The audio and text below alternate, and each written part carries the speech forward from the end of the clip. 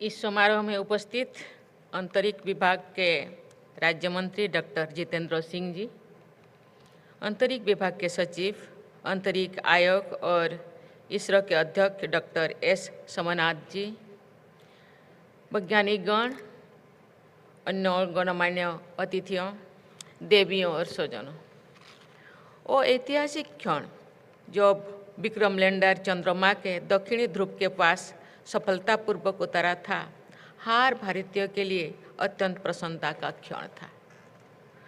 मैंने टचडाउन का लाइव प्रसारण देखा था।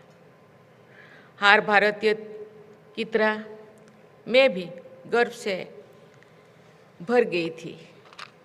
इस सफलता के उपलक्ष्य में नेशनल स्पेस डे मनाने की घोषणा करना एक देशवासियों और आप सभी को प्रथम नेशनल स्पेस डे की बहुत बहुत बधाई देती हूँ।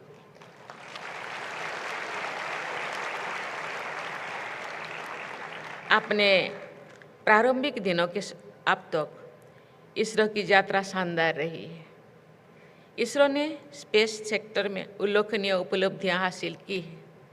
जैसा कि यहाँ उपस्थित वैज्ञानिक समुदाय के लोग जानते ही हैं कि 1-2 दिन पहले ही चंद्रयान की प्रज्ञान सेवर से प्राप्त जानकारी से ये धारणा मजबूत हुई है कि आरंभ में चंद्रमा पूरी तरह मैग्मा का महासागर था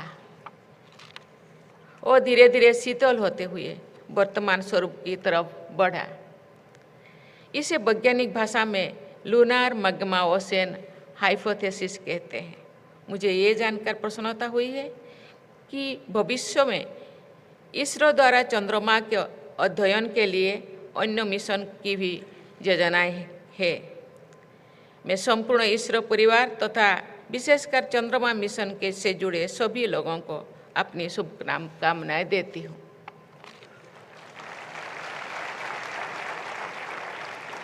आज के कार्यक्रम में विद्यार्थियों की भागीदारी देखकर मुझे खुशी हो रही है। इसरो द्वारा आयोजित भारतीय अंतरिक्ष हैकाथॉन और रोबोटिक्स चैलेंज की विजेताओं को मैं हार्दिक बधाई देती हूँ। मैं आशा करती हूँ कि इसरो द्वारा चलाए जा रहे स्पेस ऑन व्हील्स और स्पेस ट्यूटर्स जैसे कार्यक्रम जनमानस सामान्य एवं विद्यार्थियों में स्पेस के बारे में उत्कृष्टता और जानकारी बढ़ाने में उपयोगी सिद्ध रहेंगे। देवियों और स्वजनों, स्पेस सेक्टर के साथ साथ इसरो ने देश के सामाजिक और आर्थिक विकास में भी अमूल्य योगदान दिया है। मुझे पूर्ण विश्वास है कि आप ऐसे ही देश के विकास यात्रा में योगदान देते रहेंगे। इस महीने में भारत के स्पेस प्रोग्राम के जनक माने जाने वाले डॉक्टर विक्रम साराभाई की जयंती भी मनाई जाती है। ये न केवल महान वैज्ञानिक थे बल्कि एक दूरदर्शी इंस्टीट्यूशन बिल्डर्स भी थे। उन्होंने स्पेस सहित विभिन्न क्षेत्रों में कई संस्थानों की स्थापना की। उन्होंने कहा था, and I quote, "Those that can apply their insights to the problems of the community and of the nation discover an exciting area of activity where efforts is rewarding even while the results so slowly." Unquote.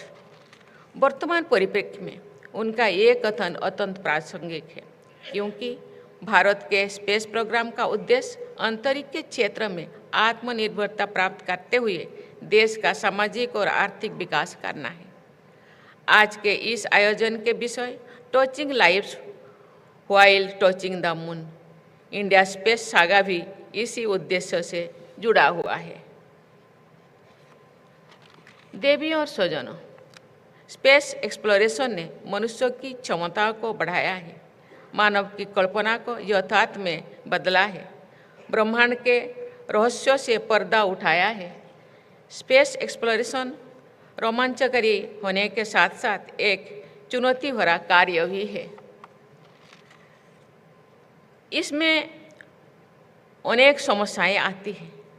इन समस्याओं के समाधान के लिए किए जाने वाले अनुसंधान विज्ञान के विकास को गति देती है और मानव जीवन को बेहतर बनाती है। स्वास्थ्य और चिकित्सा, परिवहन, सुरक्षा, ऊर्जा, पर्यावरण और सूचना प्रौद्योगिकी समेत ऐसे कई क्षेत्र हैं जो स्पेस सेक्टर में हुए विकास से लाभान्वित हुए हैं। उदाहरण के लिए आरंभिक चरण की सैटेलाइट्स को पृथ्वी की कक्षाओं का अध्ययन करने के लिए निर्मित किया गया था। उन सैटेलाइट से प्राप्त ज्ञान के बल पर सैटेलाइट कम्युनिकेशन का विकास हो सका। आज इसके बिना मानव जीवन की कल्पना संभव नहीं है। देवी और स्वजनों, भारत के स्पेस सेक्टर की प्रगति असाधारण है।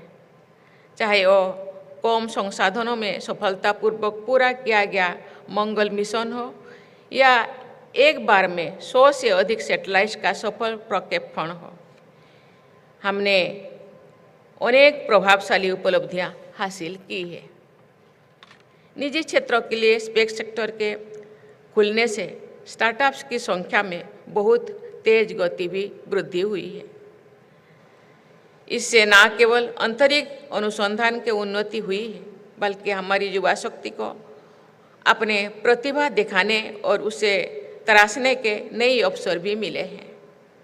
कुछ महीने पहले ही भारत की एक कंपनी ने single piece 3D printed semi cryogenic engine संचालित रॉकेट का सफल प्रक्षेपण किए हैं, जो कि इस तरह की पहली उपलब्धि है। अंतर्राष्ट्रीय संबंधों में विश्वास एवं साझेदारी बढ़ाने के लिए भी स्पेस सेक्टर एक अच्छा माध्यम है। उदाहरण के लिए पड़ोसी राष्ट्र में संचार को बढ़ावा देने के लिए भारत ने वर्ष 2017 में साउथ एशिया सैटेलाइट GS-89 का सफल प्रक्षेपण किया था। अन्य देशों के साथ जुड़ाव के नई खितीज खोलने के लिए भारत सरकार द्वारा किए जा रहे प्रयास अत्यंत सराहनीय है। इसरो भारत का अंतरिक्ष स्टेशन स्थापित करने की दिशा में आगे बढ़ रहा है। मैं गगनयान मिशन की भी उत्सुकता से प्रतीक्षा कर रही हूँ, जिसमें भारतीय अंतरिक्ष टीम को अंतरिक्ष में ले जाया जाएगा।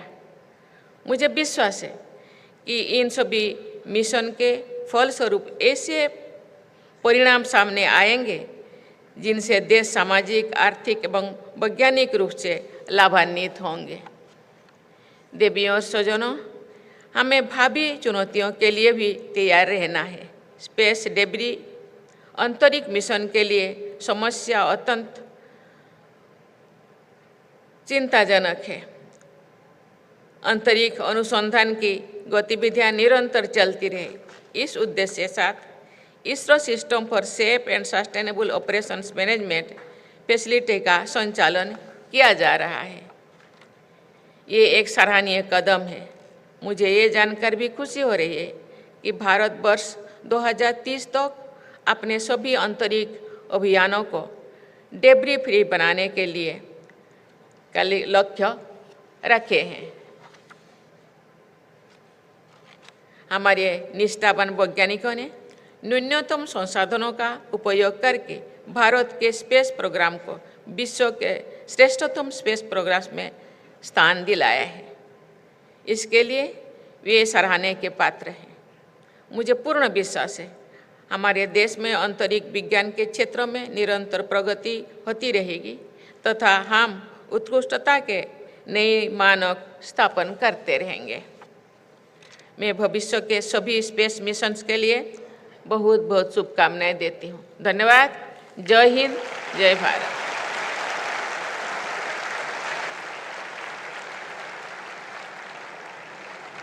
आपका आभार माननीय राष्ट्रपति जी।